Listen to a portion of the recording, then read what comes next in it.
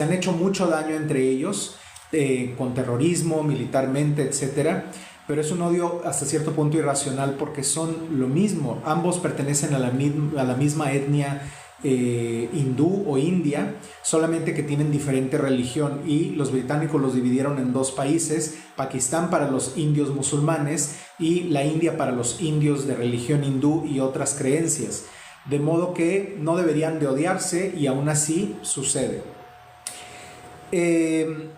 Hamán echa pur, una costumbre de la antigüedad, es decir, las suertes, para decidir el día del exterminio. Recordemos que en los pueblos antiguos, y también en la actualidad muchas personas así lo creen, se basan mucho en supersticiones, en la cábala, en numerología, en tarot, etc., en los signos zodiacales para tomar decisiones. Eso es precisamente lo que hizo aquí Hamán, echó las suertes. En términos científicos, lo que Hamán llama destino es azar estadístico, pero para la fe el azar está bajo la soberanía de Elión. Hamán cree controlar el tiempo, los recursos, la gente, el poder, pero en realidad está atrapado en todo esto. Hamán describe al pueblo de Israel como disperso, diferente a todos los demás, y que no sigue las leyes del rey. Históricamente, esta es la estructura clásica de la propaganda genocida. Desde una perspectiva ética, cuando un sistema quiere destruir, primero deshumaniza. Cuando se deja de ver al otro como imagen divina, la crueldad se normaliza. Recordemos lo que pasó en América cuando llegaron los colonos británicos. Ellos no consideraban a los indígenas nativos americanos como seres humanos, y al deshumanizarlos los pudieron masacrar, los pudieron desplazar y prácticamente se extinguieron en los Estados Unidos. Acá en México hubo algo muy similar con el Imperio Español, solamente que en cierto punto los sacerdotes católicos, discutiendo entre ellos, decidieron que los indígenas hispanoamericanos sí tenían alma y por lo tanto se les tenía que convertir al catolicismo. Y esto benefició mucho porque el nivel de castigos o el nivel de opresión que recibieron los indígenas en Hispanoamérica no fue el mismo que recibieron los indígenas en los Estados Unidos, que prácticamente fueron exterminados.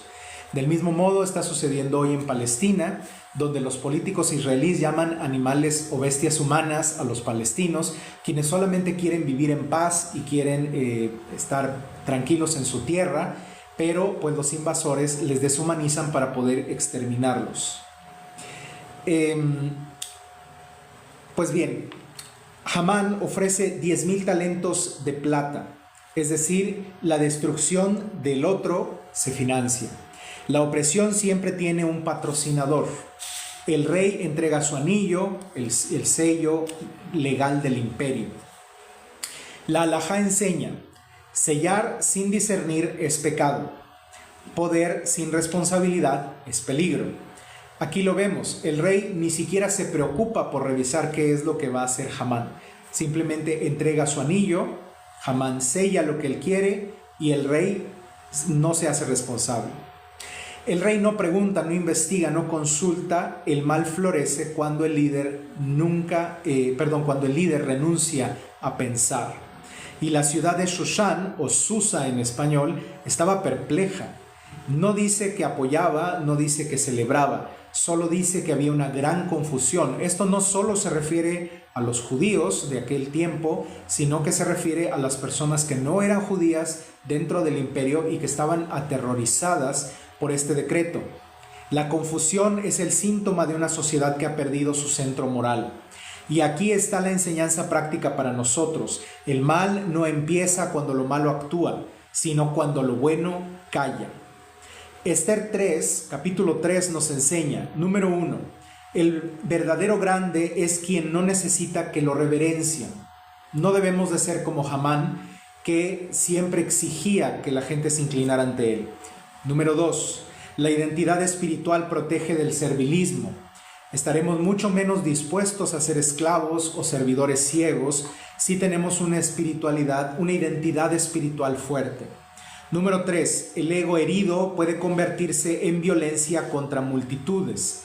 Esto lo hemos visto en contra de indígenas en América, en contra de los esclavos africanos que eran traídos aquí también, y en contra de muchas otras etnias que han sido perseguidas y que han sido señaladas, los mismos judíos durante el holocausto de los nazis. 4. El odio colectivo nace de rencores individuales no sanados. Cuando un grupo odia a otro grupo, debemos de saber que esto es una herida que no ha sanado y que tal vez el grupo que está odiando ni siquiera sabe por qué comenzó esto. Número 5. El poder sin discernimiento es peligroso. Desgraciadamente, muchas personas que tienen poder en este mundo no usan su discernimiento o solamente buscan su conveniencia, y es por eso que siempre estamos en peligro. Número 6. El silencio de los buenos permite el avance del mal. Nosotros jamás propondríamos ni promoveríamos que las personas salgan, que destruyan comercios o que se levanten en armas contra nadie, ya sean personas de dinero, empresarios, gobiernos, etc. Pero eso no quiere decir que estemos de acuerdo con las cosas malas que llegan a hacer los poderosos. De modo que aunque no incitamos a ningún tipo de acción, nosotros debemos de saber que no debemos de callar en el sentido de no concordar. Y si nos preguntan, debemos de ser bastante honestos y decir que no estamos de acuerdo. No busques ser reconocido. Este es un consejo. Busca ser íntegro. No te sometas a lo injusto. Mantén la cabeza en alto y el alma recta. Trabaja tu corazón para que el dolor no se convierta en odio. Es muy fácil, exageradamente fácil, que nuestro dolor se convierta en odio por otros. No justifico, pero es obvio que aquellos israelíes que han perdido hijos, que han perdido familiares por ataques de grupos terroristas o grupos armados, ya no les llamemos terroristas, grupos armados, le tengan odio a los palestinos o le tengan odio a los árabes o a los musulmanes. Pero así es la mentalidad humana. Tampoco justifico que los palestinos se levanten en armas para poder expulsar a los invasores israelíes. Pero si los odian es porque así es el alma. Nosotros debemos de trabajar en ello, no debemos de dejar que nuestro dolor se convierta en odio contra otros. Recuerdo una entrevista que le hicieron a Viktor Finkelstein, me parece que se llama. Es un judío europeo, descendiente, sus padres fueron sobrevivientes del Holocausto, y decía él que cuando sus padres se enteraron que Alemania fue destruida por completo después de que ellos fueron liberados de los campos de concentración, estaban felices de la vida, sabiendo que habían muerto mujeres, niños, etc., porque para ellos eso era como una especie de compensación para su alma. Es algo que no es justificable, pero es una reacción natural del ser humano, que cuando alguien más daña a quien te dañó, entonces tú te pones contento, pero el que sea algo natural no quiere decir que sea algo bueno.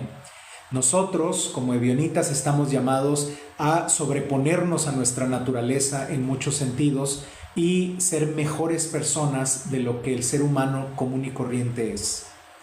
Debemos de ser críticos con el poder, con la propaganda y con los discursos de los medios de comunicación.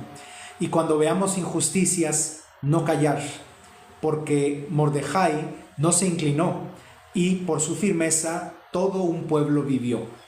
Mordejai no hizo nada en contra de Hamán, no fue ni le reclamó nada, no le dijo que él no merecía ese tipo de adoración que se le estaba dando, pero no se inclinó.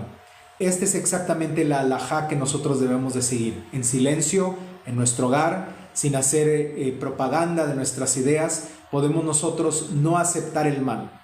Que el Eterno nos conceda claridad para reconocer el mal, valentía para no inclinarnos ante él y humildad para mantener la fe viva en la tierra de los hombres. Hasta aquí entonces esta derashat sobre el capítulo 3 del libro de Esther, de Megilat Esther. Pasemos entonces a el rezo de la Amidá final.